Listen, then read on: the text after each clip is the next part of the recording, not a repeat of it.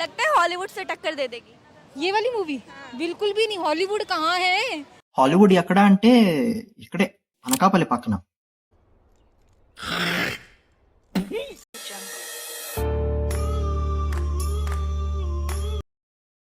Trailer 2 was something else.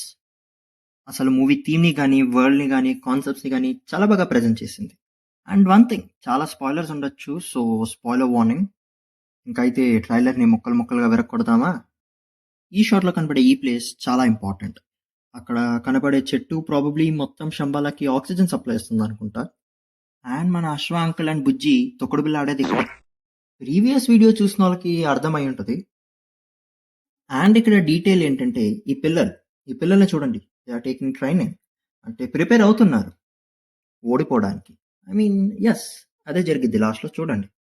పిల్లలందరూ ఆనందంతో పరుగులు తెస్తుంది పీచు మిఠాయి కోసం కాదు, వర్షాన్ని చూసి. వర్షాన్ని చూసి. అండ్ వర్షం అంటే గుర్తొచ్చింది, ఈవిడ పేరు మరియం అని చెప్పారు. అండ్ కొంచెంసేపు గూగుల్ ఆంటీతో మాట్లాడాక తెలిసింది ఏంటంటే హిందూ మైథాలజీ ప్రకారం Mariam is a goddess of weather, అంటే వెదర్ని చేంజ్ చేసే పవర్స్ ఉంటాయన్నమాట వీళ్ళ దగ్గర. అండ్ ఇదంతా నాకు గూగుల్ ఆంటీయే చెప్పింది. ఎంతైనా గూగుల్ ఆంటీకి మనం అంటే అభిమానం ఎక్కువలే అండి. అండ్ ఈ సీన్లో కనబడి ఈ అబ్బాయి గుర్తొచ్చాడా? వీడియోలో చెప్పిన పక్షిరాజ వీడే. ట్రైలర్ 1 చూడడం వాళ్ళు వెళ్ళి లుక్కేసి వచ్చేయండి. ఇంకా ఈ సీన్ చూసినట్లయితే అశ్వాంకల్ని కొట్టేది ఎవరో కరెక్ట్గా తెలియట్లేదు, బట్ అని అనిపిస్తుంది నాకు. అంటే చాలా క్యామియోస్ ఉన్నాయని నాకు తాతగారు ఉత్తరం అందింది, సో చూడాలి. The next shot we actually see కళ్యాణ్కల్ మెడిటేటింగ్, బట్ డీటెయిల్ అది కాదు, ఇది. ఇక్కడ ఇద్దరు మనుషులు ఉన్నారు అండ్ సమ్ వైర్ కనెక్ట్ అయ్యి ఉంది, ఆక్స్ కేబుల్ అనుకుంటా. ప్రాబబ్లీ కలి సోర్స్ ఆఫ్ ఎనర్జీ అయి ఉండొచ్చు వీళ్ళు, వేరే కలి బాడీస్ అయి ఉండొచ్చు, నాకు తెలీదు. మీకు తెలిస్తే కమెంట్లు వేసుకోండి. అండ్ కలి అంకుల్ని చూసి తెలుసు లాస్ట్ టైం పోయింది, బట్ మళ్ళీ మైండ్ పోయింది. అండ్ ఈ షాట్ చాలా ఇంపార్టెంట్, గుర్తుపెట్టుకోండి, లాస్ట్లో మాట్లాడదాం. అండ్ ఒకటి, నాగ్ అశ్విన్ మాల్విక లేకుండా ఏ మూవీ తీయలేడు అనుకుంటా, సెంటిమెంట్ ఏమో. ఈ షాట్ కూడా చాలా ఇంపార్టెంట్, సో తర్వాత మాట్లాడదాం. అండ్ ఈ సీన్ చూస్తే నాకు ఇదే గుర్తొచ్చింది. ఈ పాయింట్ లాస్ట్ వీడియోలోనే చెప్దాం అనుకున్నా, బట్ నో వరీస్, ఇప్పుడు చెప్తా. ఈ సినిమాలో సూర్యగ్రహణం చాలా ఇంపార్టెంట్ అనుకుంటా.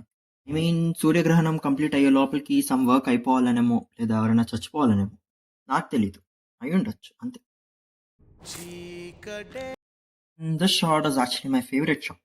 ఈ షాట్ యాక్చువల్లీ రిప్రజెంట్స్ ఎంటైర్ కలియుగం.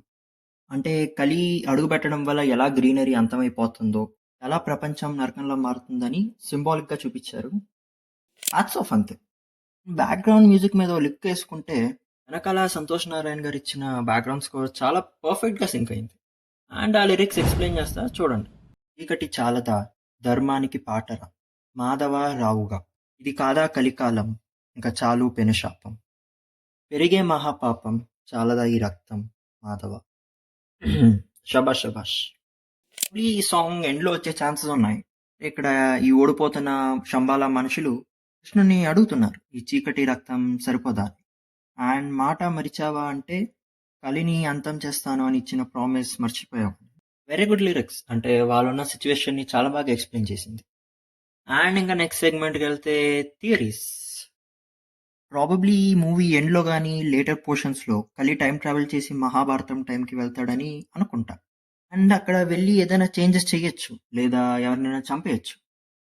ప్రూఫ్ ఏంటి అంటే ఈ కాళ్ళు కాదు, ఆ బ్యాక్గ్రౌండ్ చూడండి, soil and the dead bodies. And ఈ చారియట్ షాట్ కూడా మహాభారతం టైంలోది. ప్రాబబ్లీ దుర్యోధనుడు కానీ భీముడు కానీ ఉండుండొచ్చు లోపల.